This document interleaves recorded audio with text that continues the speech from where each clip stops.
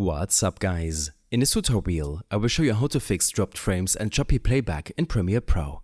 If your video preview stutters, lags or drops frames during editing, it's usually because your system is struggling to handle high resolution or high frame rate footage in real time.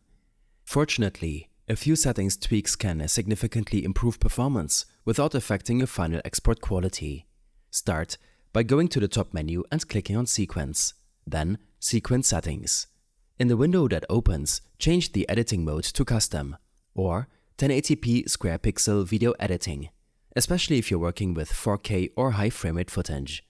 This doesn't affect your export quality, it only reduces the preview resolution to lighten the load on your GPU and CPU while editing. Next, set the time base or frame rate to 24 FPS, which is easier on your system during playback. Under Video Settings, make sure the pixel aspect ratio is set to square pixels and uncheck Composite in linear color at the bottom. When you hit OK, Premiere may warn you that some clips don't match the new sequence settings. Click Keep Existing Settings. This just means the timeline won't auto-adjust to match the clips, which is fine for editing performance. Now, to make playback even smoother, go to Edit, Preferences, Media. In the Media Settings window, find Intermediate Media Time Base and set it to 24 FPS as well.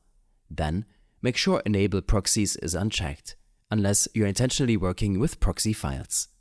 Proxies can help in some cases, but if you're not using them, leaving this option off is more efficient.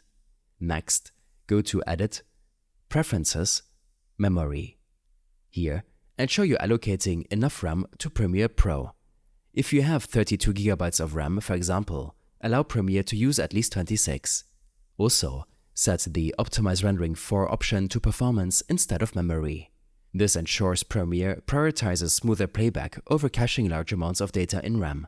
Once you've applied these changes, you should notice a big improvement in timeline performance and fewer dropped frames while previewing your edits. I hope this helped you out. Leave a comment if you have any questions and see you in the next one.